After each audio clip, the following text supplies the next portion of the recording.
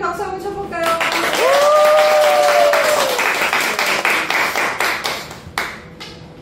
우리 오늘 이 방종한 말막 극장의 우리 한 분 한 분은 일단 백입니다. 네, 감사합니다.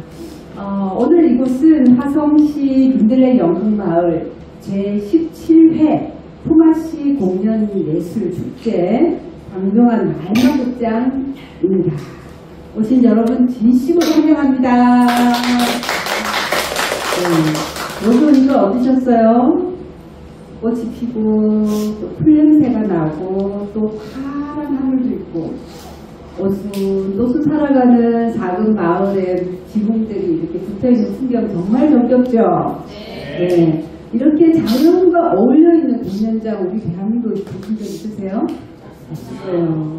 이 공간은요 지금 우리가 그 가치를 몰라서 그렇지 앞으로 세계적인 공간으로 다시 재조명되게 되는 중요한 공간입니다. 그래서 오늘 우리 선생님이 방종한 말막 극장 참석하신 오늘 그 대화를 시작으로 해서 이 공연을 계속 매년 참가하는 그런 인기 독자 관람객이 되주셨으면 합니다.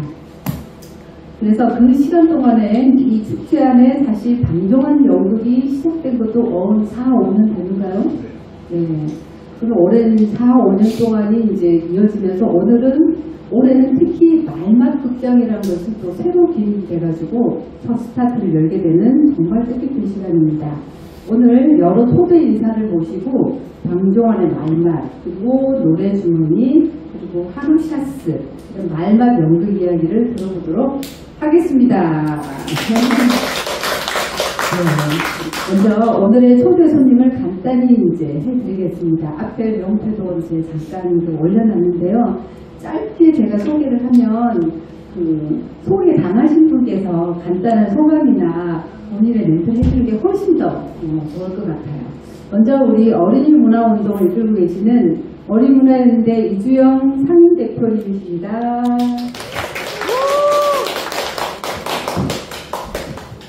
어린이문화연대를 이끄는 건 아니고 어린이문화연대에서 뒤따라가면서 친구로 정리만 하고 있습니다. 어린이문화연대는 방정환 선생님, 또는 이호덕 선생님, 또는 권정 선생님 이런 그런 생각, 뜻을 이어서 하는 많은 단체들, 한 10개 정도 단체가 같이 서로 네트워크를 하고 있는 그러고 있습니다. 그래서 그냥 공동대표들이 다 단체 대표는 다 공동대표인데 저만 이제 상임대표라고 하나 있습니다. 네, 다시 한번 인사드립니다. 감사합니다. 다음은 극단 민들레 예술감독이면서 17년째 품앗이 공연 예술축제를 이끌고 계시는 송윤현 연극인이십니다. 반갑습니다. 저는 이제 올해 준비하면서 내가 이제 이거 얼마나 할 수 있을까 하고 좀 많은 생각을 해봤습니다. 많은 분들이 도와주지 않으면 이제 더 못 갈 것 같다는 생각도 하고 앞으로 하여튼 뭐 힘닿는 데까지는 해보겠지만 잘 모르겠습니다. 수민현입니다. 많이 도와드려야 되겠다는 생각이 드네요. 다음은 이번에 민들레 연극마을에서 처음 시작한 방종환 말막 극장의 하루 샤스라고 하는 작품으로 제2회 공모전 수상자가 되신 김여은 연극인이십니다. 감사합니다. 네, 배우 김여은이라고 합니다. 제가 지금 이제 40인데 29살에서 30살 때 극단 민들레에서 단원 생활을 했었어요. 그러고 저도 여기 프로그램이 되게 알차고 먹을 것도 좀 많이 주는 것 같고 그래가지고 와보고 싶었는데 좀 현생 살기가 바빠서 오늘 이제 공연을 한다고 해서 그제서야 이제 거의 10년 넘게 지난 시간 동안 이제 오랜만에 와봤는데 이 바뀐 공간, 아기자기하게 많이 꾸며진 그런 공간들이 되게 감격스럽네요. 네, 감사합니다. 감사합니다. 어쩌면 인사 말씀도 이렇게 말박 있게 해주시는지 모르겠습니다. 그죠? 네. 점점 오늘의 특별 초대석에 모신 세 분 이야기가 정말 궁금해지고 또 말맛이 느껴지게 벌써 입안에 뭐가 보이죠? 네, 침이 보입니다. 이렇게 소개의 말씀 올린 저는 사단법인 방정환 연구소 장정희 이사장입니다. 저는 이제 동화작가로 먼저 등단을 했지만 공부를 하다 보니까 방정환 선생님과 인연이 되어서 연구를 좀 많이 하게 되었고, 또 연구소에서는 방정환 학술대회하고 또 방정환 연구라고 하는 좀 학술지를 내고 있고, 방정환 선생님을 세계에 알리기 위해서는 무엇보다도 학문적으로 이분이 제대로 조명이 돼야 된다, 이런 뜻을 가지고 여러 회원들하고 함께 활동하고 있습니다. 자, 이제 저는 본격적으로 이제 어떻게 진행이 될 것인지 좀 궁금하시죠? 그쵸? 조금 특색 있게 한번 운영해 보려고 고민을 해봤습니다. 먼저 우리가 방정환의 말만, 방정환 선생님의 얼굴이라든지 좀 보는 시간이 짧게 있어야 되겠고, 또 이주영 대표님의 송년 방정환 말맛 이야기를 짧게 이제 이야기 나누는 식으로 이제 들어보고요. 제가 두 분께 질문을 한 가지씩 드리고, 또 우리 이주영 대표님께서 두 분께 질문을 한 가지씩 또 드리고, 그 다음에 두 분이 서로 궁금한 점 각각 하나씩 질문을 드리고, 그렇게 해서 서로 다른 관점에서 말맛에 대한 이런 궁금점이라든지 자기 생각들을 좀 이야기해보는 그런 시간을 가져보려고 합니다. 그래서 전체 시간은 40분에서 50분으로 이제 진행될 예정인데요. 오늘 우리 청중석에서 질문을 하시는 분께는 선착순으로 또 책이 5권이 준비가 되어 있습니다. 그리고 잘 들으셨는지 제일 마지막에 또 퀴즈 시간이 있어요. 그래서 퀴즈를 5개 내서 또 책 안 받으신 분 중에서 퀴즈를 봐주시면 또 책을 5권을 선물해 드리기 위해서 연구소에서 후원을 받았습니다. 자, 그러면 우리 방정환 선생님을 큰 박수로 한번 맞이해 볼까요? 이렇게 더운 날에는 정말 눈이 그립죠. 방정환 선생님은 눈을 그렇게 좋아하셨다고 합니다. 그렇게 뚱뚱하시니까 여름이 되면 땀을 너무 많이 흘리셔서 한꺼번에 빙수를 5그릇씩이나 먹으셨다고 합니다. 그런 일화가 남아있고, 저 장면은 1920년에서 21년, 22년 사이에 동경에서 유학할 때 하숙집 앞에 눈이 엄청 내렸는데 저렇게 커다란 눈사람을 만들어 놓고 사진을 찍으셨습니다. 본인이 이제 생전에 찍은 사진이니까 굉장히 새롭죠, 그죠? 보기만 해도 시원해지지 않습니까? 네. 드디어 오늘은 이게 방정환의 말맛 극장 이렇게 됐는데요. 그 시초가 된 연극이 바로 방정환 선생의 노래주문이라고 하는 이 연극입니다. 이것은 1923년 3월 어린이 잡지에 방정환 선생이 발표한 우리나라 최초의 창작 동화극, 그러니까 최초의 어린이 연극 대본이었어요. 그런데 이 대본이 그냥 대본이 아니라는 거죠. 송윤현 대표님 말씀에 의하면 말맛이 너무너무 살아있는 연극이다. 그래서 이 연극을 공연을 하시면서 이 말맛을 살려야 되겠다는 설명을 이제 갖도록 해주신 그런 중요한 이제 연극입니다. 이 노래주머니는 우리가 잘 알고 있는 도깨비와 혹부리 할아버지 사이에서 혹 뛰고 혹도 치고 하면서 혹을 팔고 사는 이런 에피소드가 있는 그런 동화극입니다. 이것은 이제 1923년 어린이 잡지가 벌써 아까 그 노래주머니를 발표를 하기 이전에 이미 동화극을 상연한 기록이 신문에 나와 있거든요. 그래서 천도교 소년회 소년들에게 어린이 연극 지도를 해서 이렇게 극을 올린 거를 이제 볼 수가 있습니다. 재밌죠? 이게 기록에 남아있는 게 방정환 선생님이 어린이들에게 그 지도까지 했다는 거 굉장히 중요한 사실이라고 볼 수 있을 것 같습니다. 그 기록들도 이렇게 신문에 이제 잘 기록을 하고 있어요. 아까 그 사진은 1923년 1월 달에 실제로 이루어진 그런 공연 사진인데, 이것은 뭐냐면 공연 사진은 남아있지 않지만 1921년에 이미 동화극을 올렸다라고 하는 신문 기사가 남아있어요. 그게 이제 그 언니를 찾으러라고 하는 그런 그 기록인데, 재밌는 것은 소녀들만 출연을 했어요. 보죠. 소녀들이 14명이 출연했어요. 야, 어린이들이 한 10몇 명 정도 출연하는 그런 어린이극을 한번 우리 민들 연극마을에서 한번 좀 볼 수 있는 날도 한번 기대를 해볼게요. 그래서 성인이 되고 나서도 방정환 선생은 어린이도 지도를 했지만 본인도 연극을 많이 했거든요. 그거는 이제 동경의 동경 오늘로 치면 도쿄죠, 그죠? 그때 이제 유학생회 활동을 하면서 유학생들하고 이렇게 연극을 한 것이 이렇게 남아 있습니다. 아마도 여기 있는 이 사진이 있죠. 이게 방정환으로 추정이 되고 있습니다. 여기 그림이죠, 그죠? 얼굴 관상이라든지 이런 걸 볼 수가 있습니다. 이제 이게 그 사진도 남아있지 않고 신문 기사에 이렇게 남아있다 보니까 망점이라든지 선명성이 굉장히 떨어지는 이런 단점이 있지만 그래도 굉장히 중요한 사진이죠. 그래서 동경 유학을 하면서 연극에 대해서 관심을 가졌고 이미 보성 전문학교 다닐 때부터 1918년 12월 달에 동원령이라고 하는 1인 자작극을 했다라고 하는 그런 기록이 남아있습니다. 그러니까 연극에 대해서 굉장히 재능도 있었을 뿐만 아니고 재능을 꾸준히 이렇게 키워갔다는 것을 알 수가 있습니다. 드디어 이제 꽃을 피우는 것이 1923년 7월이었습니다. 너무 참 희곡과 비극이 이렇게 기쁨과 슬픔이 교차를 한다고나 할까요? 일본에서 1923년 5월 1일 색동에 우리나라 최초의 어린이문제연구소 연구회를 이제 결성을 하고 첫 사업으로 한 것이 우리가 조선에 가서 전 조선 소년 지도자 대회를 열자.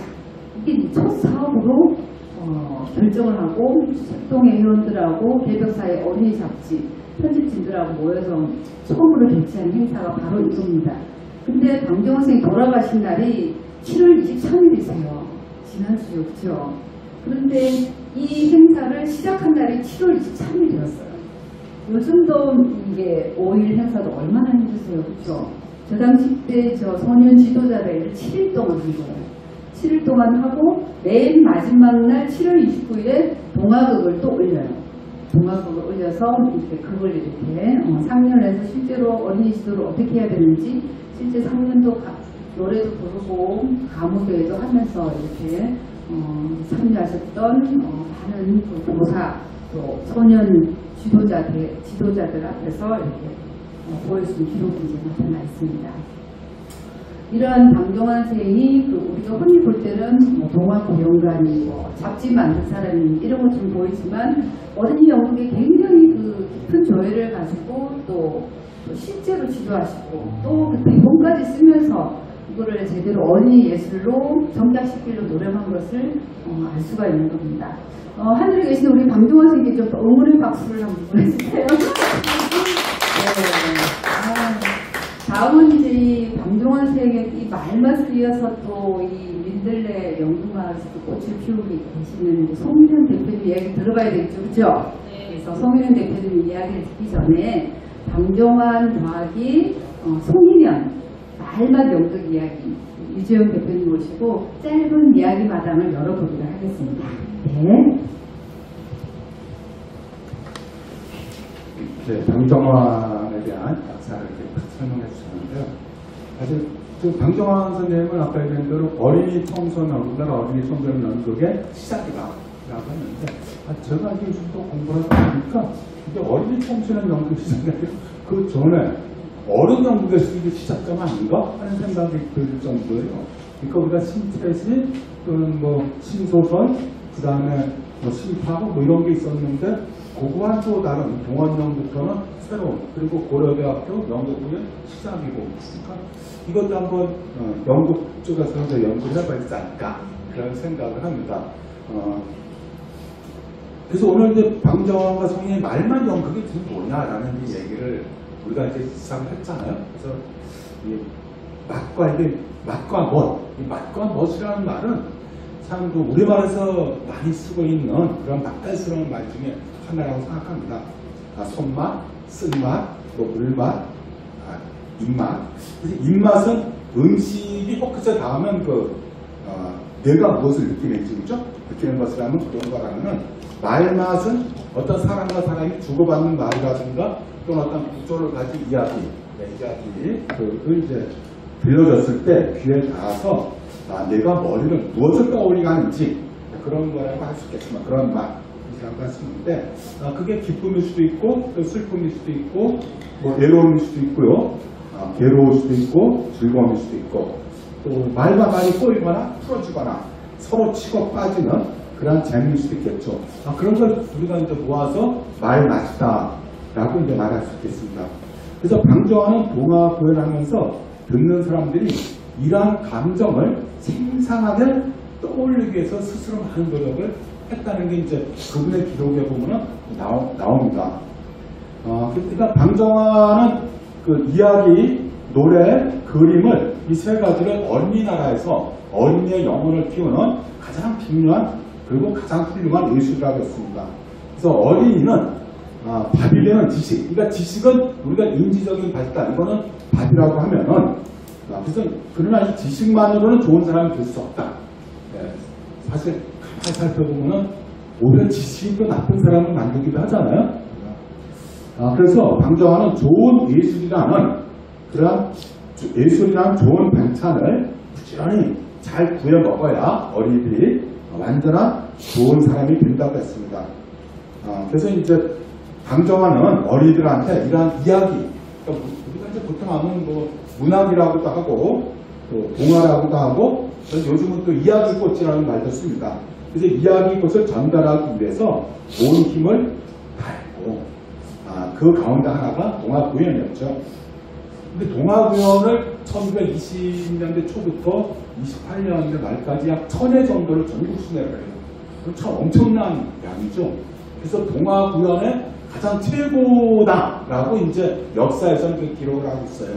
그래서 방정환 선생님이 동화구연을 하면은 울고 웃고 감시하던 일본 신사까지도 그렇게 감동하고 또 한 200~300명이 꽉 차서 하느라고 미처 못해서 나가지 못해가지고 그냥 2층에서 오줌을 넣는 바람에 밑으로 막 흘러내려서 됐다는 얘기. 그 정도로 이제 기록을 보면은 그렇게 있는데 그래서 동화구연을 가장 잘했습니다.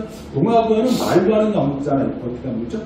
말로 하는 연극이다. 아니 말로 하는 연극 혼자서 이걸 가장 잘하는 분이다 하는데 방정환 선생님이 뭐라 하냐면은 나는 둔한 몸으로, 그러니까 본인이 뚱뚱하잖아요. 그러니까 둔한 몸으로 동화 하나 하기에 큰 노력을 합니다. 그러니까 동화가 하려면 아주 많은 노력을 해야 된다 그래요. 다른 기록은 보면은 1시간 하기 위해서 보통 하루 종일 또는 6시간 이상 노력을 했다고 합니다. 연습을 하고. 슬픈 이야기는 슬프게, 우스운 이야기는 우습게 하느라고, 우는 목소리를 내느라고 남모르는 고심을 합니다. 슬픈 이야기는 듣고 앉아있는 소녀들을 쫙쫙 울려하고 우스운 이야기로는 허리가 아프게 웃게 합니다. 이런 노력으로 천혜가 있는 걸 했던 것이죠.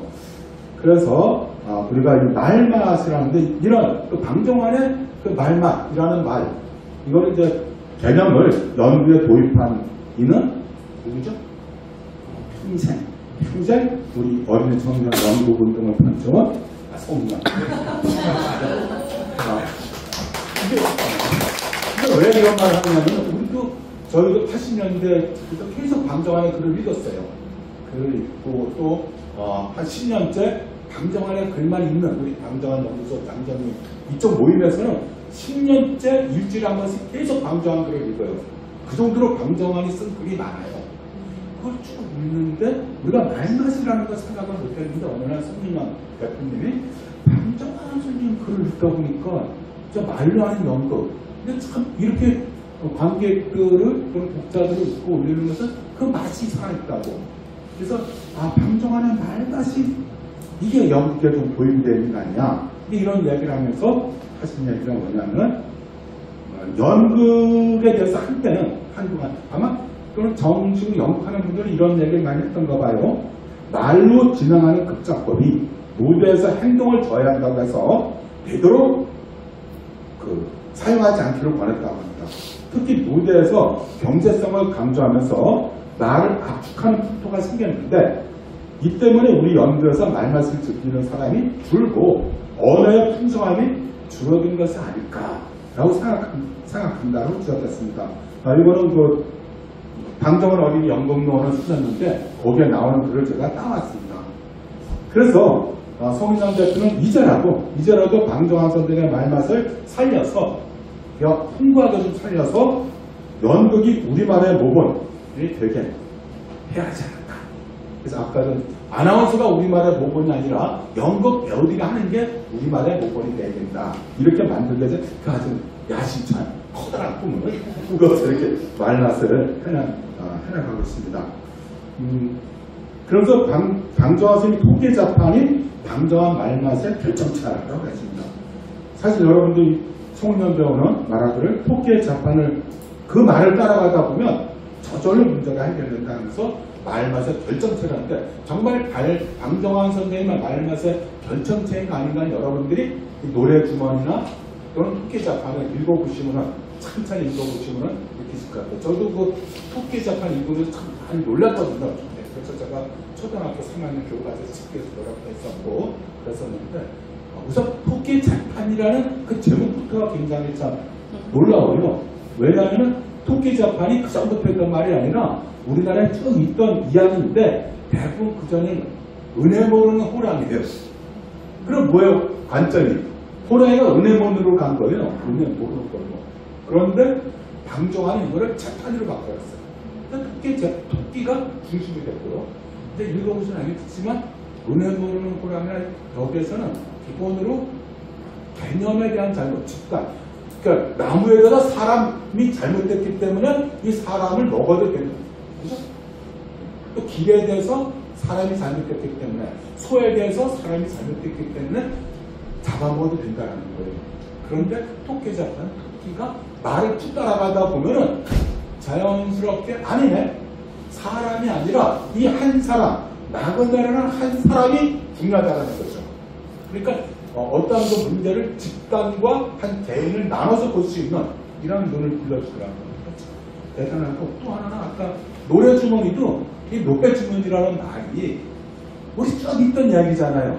근데 여러분 대개 그 뭘로 알고 있었죠? 혹부리 영감이에요. 혹부리 영감이나 혹된 이야기나 다 이런 말로 제목이 붙였었어요. 근데 이거를 꼭 혹을 노래주머니로 바꿔낸 거는 방정환 선생님입니다. 이것도 참 놀라운 예술성이죠. 그래서 그 과정도 다른 거하고 달라요. 다른 거하고 다른데 다른 데는 단순히 혹을 바꾸는 게만 문제지만 여기 노래주머니에서는 왜 노래주머니를 이렇게 바꾸느냐라는 거를 잘 아주 말로다가 그거에 설득을 시켜가고 있죠. 그래서 이러한 그 관점에 따라서 우리 송영원 배우의 이러한 주장에 따라서 아스페지에서는 말맛 창작 공모전을 했었어요. 그래서 말맛 창작 공모전의 가장 기본은 방정환의 작품을 우리가 다시 보자. 그래서 방정환의 작품 중에서 연극으로 좀 할 만한 거를 이제 저하고 장정희 박사가 올라가지고 쭉 올렸죠. 올린 걸 보고서 연극을 약 지금 11편 정도를 만들었는데 그걸 볼 때마다 참 이게 우리 연극의 모범이 돼야 되겠구나 그런 생각을 했고 그게 지금 예산이 없어져서 없어지게 된 거를 올해 송인영 대표가 있는 뭐 어떻게 저를 장겠어 실장님 어떻게 하는지 모르니까 조금 해가지고 우리 10명 뭐 이렇게 5명씩 못하니까 1명만 해보자 그래서 이제 한 명 공모전에서 한 분을 이번에 지난주하고 한 거예요. 그래서 이렇게 했고 앞으로 여기 단 한 명이건 또는 2명이건 우리가 계속 이어갔으면 좋겠다. 이제 생각합니다. 그래서 이렇게 송인영이 발견한 그 방정환의 말맛을 우리가 좀 더 확인할 수 있는 그런 것으로 이제 갔으면 좋겠다라고 생각하고요.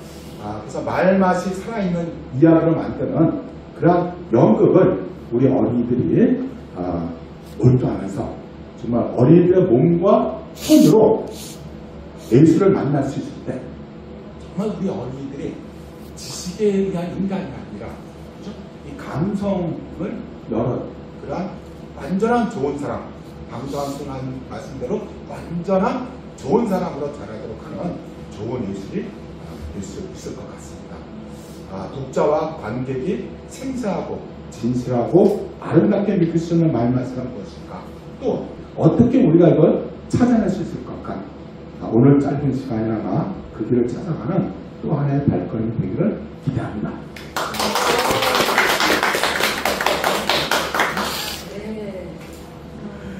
굉장히 그 짧은 시간이지만 아주 깊이 있는 분석을 해주셨죠, 그렇죠? 이주영 대표님께 한번 박수 한번 주실까요?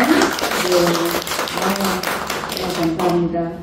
방종환 쌤이 그냥 어린이들에게 어떤 교과서 같은 이런 도구를 주입하기 위해서가 아니고 한 사람으로서 그 감성을 섬세하게 배려하고 그 하나의 예술로 탄생하기 위해서 얼마나 애쓰셨는지 느낄 수 있는 시간이었던 것 같습니다.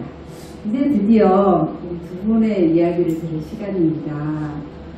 제가 각 선생님께 두 분께 질문을 드리고 이수영 대표님께서 또 하나씩 질문을 이제 해주시겠습니다. 먼저 제가 송일원 대표님께 한번 질문을 드리도록 합니다. 여러분 놀라지 마세요. 송일원 대표님께서 두 권의 책을 집중적으로 쓰셨거든요. 방종환 어린이 연극용도 쓰시고요. 그리고 그 노래주머니를 새롭게 현대적으로 각색해서 새로운 노래주머니를 또 창작하시고 그 외 여러 창작곡을 실으신 창작 희곡집을 저렇게 이제 내셨습니다. 그래서 우리 송일원 대표님께 질문을 드리겠습니다. 방종환 말맛을 살리려고 굳이 노력하셨던 연극의 한 장면이 있다면 궁금합니다.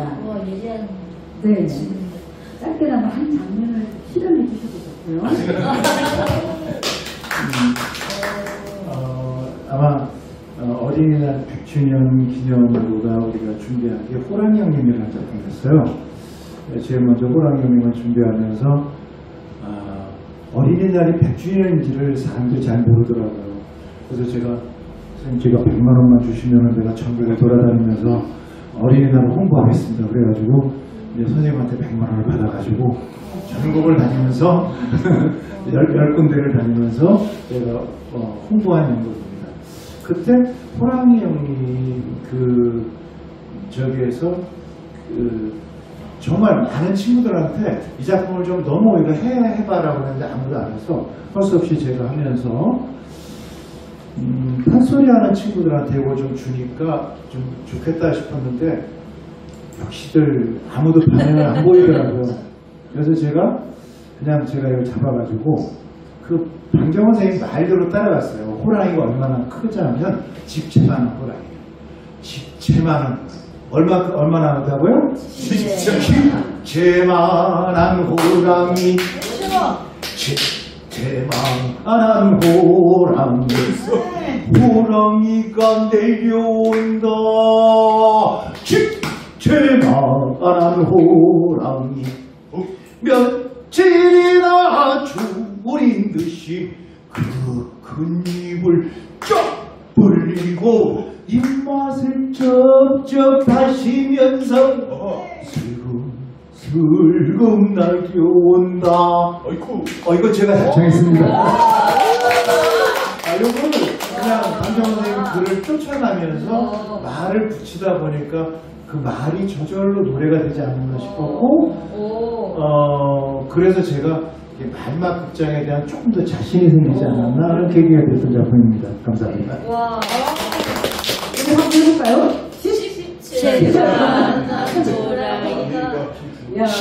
집채만한 호랑이 집채만한 호랑이 집채만한 혹시 말맛을 조금 느끼셨어요? 네. 그죠? 와, 똑같은 집채인데 목소리의 그 용량과 표정과 그리고 몸짓이 하나가 결합이 돼가지고 그 말맛이 더 아주 구성지게 안 되는 것 같아요. 네.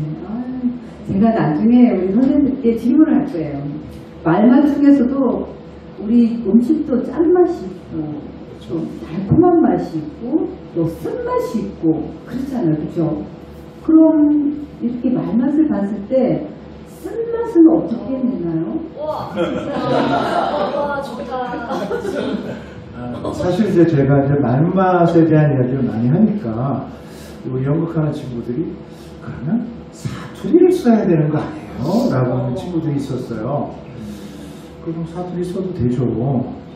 근데 제가 아직 고급 요리는 못 먹어봤지만 그래도 꽤 괜찮은 요리를 먹다 보면은 그냥 요리 그 음식이 갖고 있는 재료의 원맛이 잘 살아나는 것 같더라. 거기 양념이 많이 쳐지는 것보다 원재료의 맛이 잘 나는 것이 날수록 훨씬 더 고급 음식이 아닐까 싶어. 그래서 말을 너무 꾸미고 너무 많이 거기다 간을 치려고 하지 말고 그냥 그 말이 단어가 갖고 있는 의미를 잘 살려내려고 노력하는 게 말맛의 기본이 아닐까라고 제가 답을 합니다. 쓴맛? 글쎄요. 쓰다. 그건 그냥 쓴데요, 그냥. 그 질문이 쓰네. 말맛이 사실 우리 송 대표님하고 얘기를 해도 끝이 없겠죠? 네. 말맛이라는 걸 너무 조미료를 이렇게 각종으로 치기보다는 깨끗한 자연스러운 그 맛, 그것을 살리는 게 중요하다는 그런 취지를 느껴졌습니다. 아쉽지만 제가 마이크를 또 김여은 대표님께 질문 한번 드려보도록 하겠습니다. 이번에 제1회 공모전 수상자가 되셨는데 제목이 너무 특이해요. 그래서 이 만년샷스와 대비해서 하루샷스라고 한 것 같은데 왜 하루샷스라고 붙이셨는지 그게 궁금하고요. 왜 이 작품이 선정작으로 뽑혔다고 생각하시는지 관련해서 답변 듣고 싶습니다. 일단 그 만년을 하루라고 했을 때 그 대비감이 강력해서 그 효과를 조금 놓치지 않고 싶었고요. 갖다 붙이는 건 아니고 그 만년샷스의 맨몸이 만년 동안 입을 수 있는 이 맨몸 하나가 내 만년이다 라는 그런 창남의 당당함이 저는 개인적으로 되게 매력이 있었어요. 인물이 매력이 있었기 때문에 끝까지 작품을 놓지 않을 수 있었는데 그 소녀라는 인물이 지금은 이제 정서적으로 보호막이 없다고 생각을 했었어요. 이제 창남이는 경제적으로 가난이랑 고생이랑 이런 그 시대적인 윤리적인 상황에서 보호막이 없었다면은 이제 오늘날의 아이들은 그런 정서적인 보호막이 없다는 생각에 그러면은 만년 바라지도 않고 단 하루만이라도 내 샷스를 입고 싶다 그런 생각으로 하루 샷스라고 지었습니다. 그리고 이게 왜 선정된 것 같냐면은 혹시 예측하신 거예요? 아니 전혀 예측하지 못했고 그냥 조금 제가 제 선에서 솔직하게 만년샷스를 대하려고 했고 이해한 만큼만 하려고 했고 그래서 그 뒤에 뭐 엄마한테 나눠주고 불에 탔는데 이웃 사람들한테 다 나눠주고 막 그런 자기 희생과 헌신에 대한 이야기는 제가 해석이 안 돼서 쓸 수가 없었어요. 그래서 그 이야기는 과감하게 내려놓고 그냥 제가 해석할 수 있는 범위 내에서 저와 많이 연결을 지어서 제가 받아들일 만큼만 하려는 그런 것들이 이해를 받은 것 같다고 생각합니다. 감사합니다. 우리 요즘 어린이들이 너무 많은 그 보호와 숙제들이 많다 보니까 자기의 목소리를 낼 수 없는 이런 상황을 이렇게 예리하게洞察하셔가지고 단 하루만이라도 내 샷을 입고 싶다. 내 주체가 되고 싶다. 그런 열망을 이렇게 대비적으로 이렇게 잘 표현한 그런 글이었던 것 같아요. 여기 혹시 오늘 아까 함샷을 보신 분 손 한번 들어보시겠어요? 와우! 나중에 질문 시간이 있으니까요. 기대하고 계세요. 자, 그러면 이제 이재영 대표님께서 두 분께 어떤 질문 하실지 궁금해집니다. 마이크를 넘기겠습니다. 송인영 대표님한테 하나 지금 언제부터 방정환에 대해서 관심을 갖고 글을 읽게 됐는지. 사실은 숙제했습니다. 저희 그 어린이 문화연대 제가 이제 활동을 하면서 뭐 그 전서부터 이제 선생님한테 많이 이제 강정원 선생님에 대한 거, 이호도 선생님, 권정 선생님에 대한 이제 말씀을 많이 듣고 그러다 보니까는 어쩔 수 없이 책을 읽다 보고 그러다 보니까 또 이제 권정 선생님 기행도 다니고 그러면서 하나하나씩 선생님들의 어떤 그 호흡을 느낀다고 할까요? 그런 시간들을 지나는 중에 우리 축제의 정신을 어디다 줄까 그래서 그 처음에는 방정환 프로젝트라고 이름을 붙여서 쭉 왔었죠. 그래서 방정환 선생님 작품 중에 몇 작품이라도 우리가 하고 싶은 다른 친구들이 방정환 선생님이 와서 발표할 수 있는 기회를 만들었으면 좋겠다 해가지고 해오다가 어린이 문화연대에서 방정환 원본 읽기, 정본 읽기를 쭉 해올 때 사실은 그 조금 전부터 제가 저걸 좀 어떻게 읽어봤으면 좋을까 이게 전집에 나왔을 때 전집을 읽으면서 저 혼자 읽기가 되게 힘들었거든요. 그때 이제 같이 읽게 되면서 읽으면 읽을수록 깜짝깜짝 놀라는 거죠. 아니 이런 일이 있었어? 아니 글을 이렇게 썼어? 그러는데 그러다가 어느 날 이제 어느 문학 쪽인가 이쪽에서 그 방정원 선생님이 글이 이제 원작하고 좀 다르거든요. 이제 안드레센 이야기들을 해놓으셨을 때 원작하고 많이 달라지는 경우가 많은데 이거를 어디선가 제가 중력에서 오는 오류라고 하는 걸 본 것 같아요. 근데 제가 이렇게 그때 이제 같이 정본 읽기를 하다 보니까 오류가 아니라 선생님이 내가 아는 이야기를 우리 어린이들한테 전달할 때는 우리 어린이가 갖고 있는 정서에 맞춰서 이걸 바꾸셨다라는 확신이 들기 시작했어요.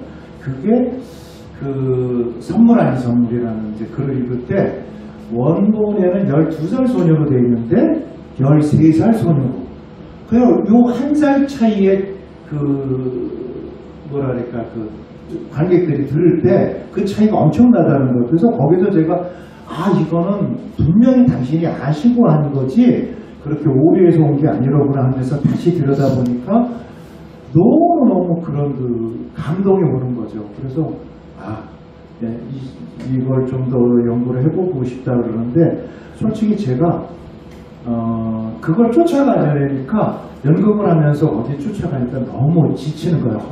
헉헉대고. 그래서 제가 1권밖에는 못 읽었어요. 2권은 조금 쫓아가다가 3권 조금 가서 중간에 들어가고 있는데 그래도 중간중간에 들어갈 때마다 깜짝깜짝 놀라는 나의 맛은 교환이 있어요. 교환이라고 할 수 있겠죠. 구름이 왜 생겨나는 걸 과학적으로 설명하는데 아마 과학 선생님도 이렇게 쉽게 설명 못할 거예요.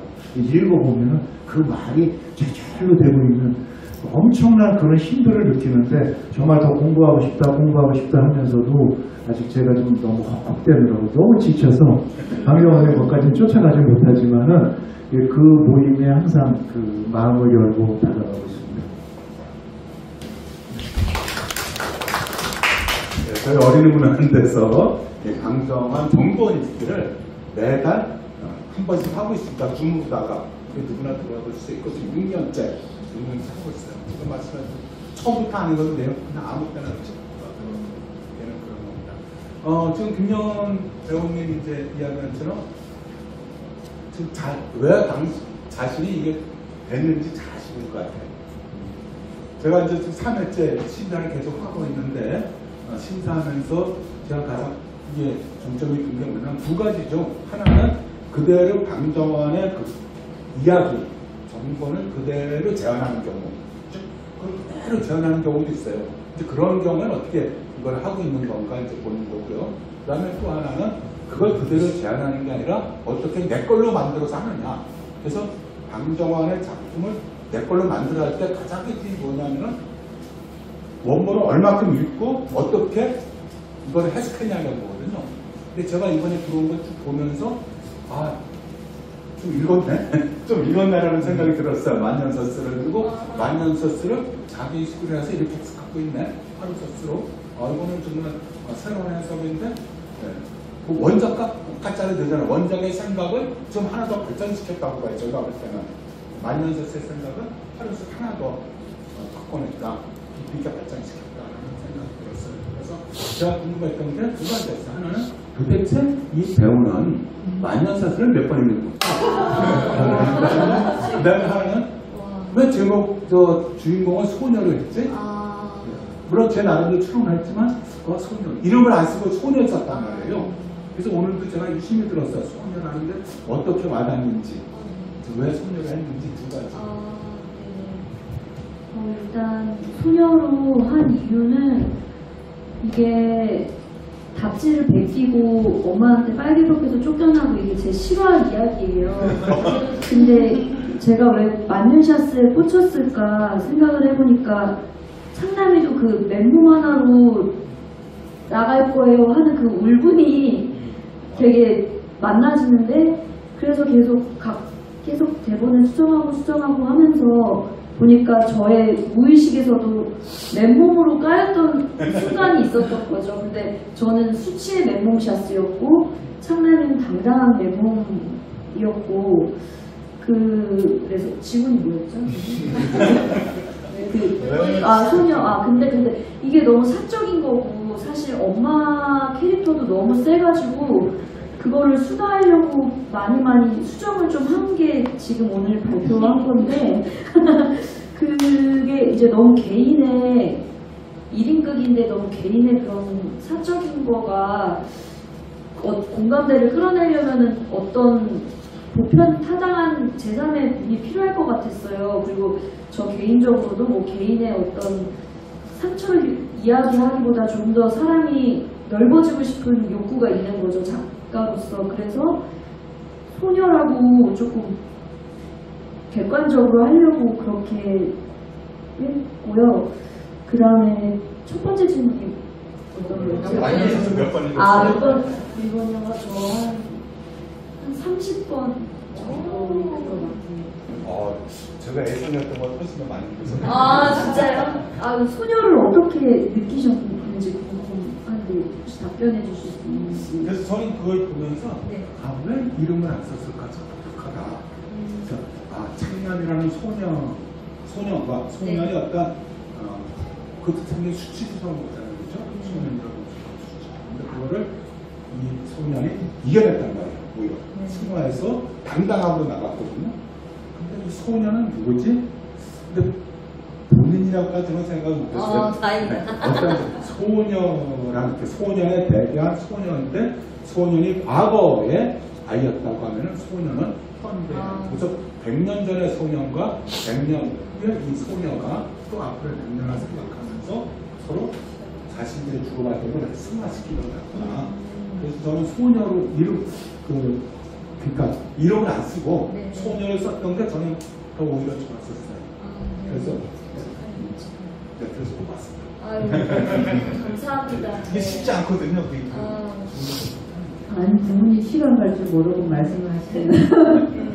자, 그럼 이제 마지막으로 정말 짧게 계획한 것을 다 해드릴까. 우리가 안타깝게도 지금 퀴즈 선물이 지금 못 드리게 됐는데 5시 공연 있어가지고 아닌가요? 5시 공연이니까 또 기회가 좀 네. 그래서 우리 두 분께서 정말 평소에 질문하고 싶었던 거 한 가지씩 해주시는데요. 제가 마이크를 김현 배우님께 먼저 드리겠습니다. 대표님께 궁금했던 거는 이제 잔디도 하루가 지나면 많이 자라고 힘들잖아요. 이거를 하는데 근데 지금 조금 언제까지 내가 할 수 있을지 모르겠다라고 이렇게 말씀을 해주셨는데 그래도 계속 나아갈 수 있었던 가슴 속에 사명감이라고 해야 될까 뭔가 내 힘을 대신에 한 문장을 새기면서 하루하루를 사실 것 같거든요. 그래서 나를 계속 여기를 운영할 수 있고 이 행사를 계속 할 수 있게 하는 그리고 예술 활동을 계속 할 수 있게 하는 그 나의 날 움직이게 하는 한 문장.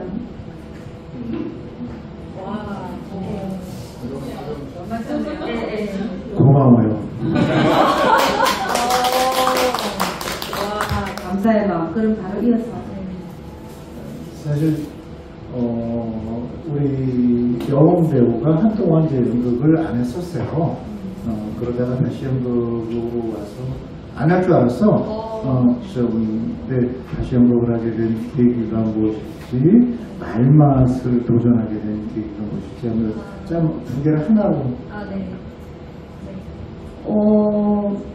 배우로서 말맛은 굉장히 뭔가 해보고 싶은 도전 욕구가 있는 거고요. 그 다음에 다시 오게 된 계기는 다른 거 해봤는데 이걸 제일 하고 싶어 하는 거를 다른 걸 해보는 걸 통해서 알게 되었습니다. 감사합니다. 조금 마지막 부분에서 좀 보정이 필요할 것 같아요. 질문은 이제 좀 나가서 개별로 하면 될 것 같고, 퀴즈는 빠뜨릴 수 없죠, 그죠? 퀴즈는 짧게 내는데, 제가 이제 그 퀴즈 선물 5개가 또 남아버렸기 때문에, 여기 계신 선생님들께서도 하나씩 준비하고 계세요. 네, 하루샤스나 민들레 연극과 관련 자신 있겠습니다. 첫 번째 퀴즈입니다. 자, 아까 강의 중에 윤경환 선생님 글 중에 어린이날의 좋은 예술 3가지가 나왔어요. 어린이날의 좋은 예술은 뭐이다.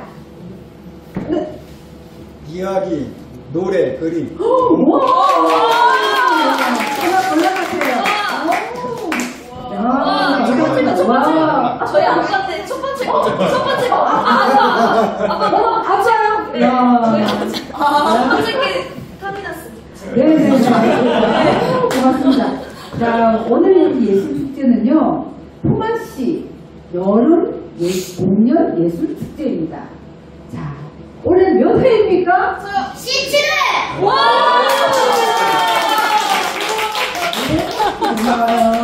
네, 감사합니다. 목소리 자, 무겁잖아. 와. 참남이네, 네, 참남이. 하나 고르세요. 네, 감사합니다. 자, 이제 여러분, 잘 들어주세요. 우리나라 연극계에서 말맛이라는 개념을 연극에 도입해가지고 열심히 연극을 통하고 계시는 배우 여러분! 네, 나와주세요. 하나 드리기 바랍니다. 네네. 자, 이거는 진짜 어려운 문제예요, 여러분들. 방정환이 쓰신 우리나라 최초의 근대 동화극 이름은? 제목은? 아무도 없어? 우리 언니 아무도 없어요? 네. 오, 맞습니다. 네. 네, 맞습니다. 그럼 이제 마지막 질문을 퀴즈를 하나 내고 나머지 3분 분에게 하나씩 또 기회를 드리도록 하겠습니다. 자, 올해 말맛 극장 제1회 공모전 수상자 이름은? 네. 마르샤스. 네, 하나 주시기 바랍니다. 네, 자, 그러면 우리 퀴즈 하나 주세요.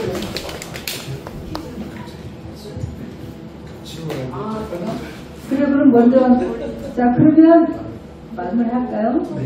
그래도 아직 책이 혹시 내실 거예요? 책이 남아서. 그러면은 우리 어린 친구한테 자, 정신 차리세요. 자. 네, 머리 만지고 있는 친구. 자, 책 받을 수 있습니다. 쉬워요. 문제 뭐지? 아니요. 여기가 화성 연극마을일까요? 화성 민들레몬! 네! 잘했습니다. 네. 아까 거기 여기 다 네. 잘했어요. 네, 여기 한번. 잘했어요. 자, 진짜 어려운 문제. 하루샤스의 주인공 이름은? 만년샷스 주인공 이름과 한샷스 주인공 이름 두 개 다 맞추는 언니. 어린 마음을 가진 사람들 보죠. 오늘 한샷스 보신 분? 네. 손흥정입니다. 오! 아까 책 받았죠, 근데? 안 해요. 아까 맞추신 분 하나 받아가세요. 네, 네, 그러면 조금 뭔가 남아야 말만 듣는 거니까 조금 남기죠, 뭐. 자, 우리 네 분 선생님, 저를 포함하여 오늘 세 분 특별 초대 선생님께 모두 박수를 보내주시기 바랍니다. 네, 끝까지 함께 해주셔서 감사드려요.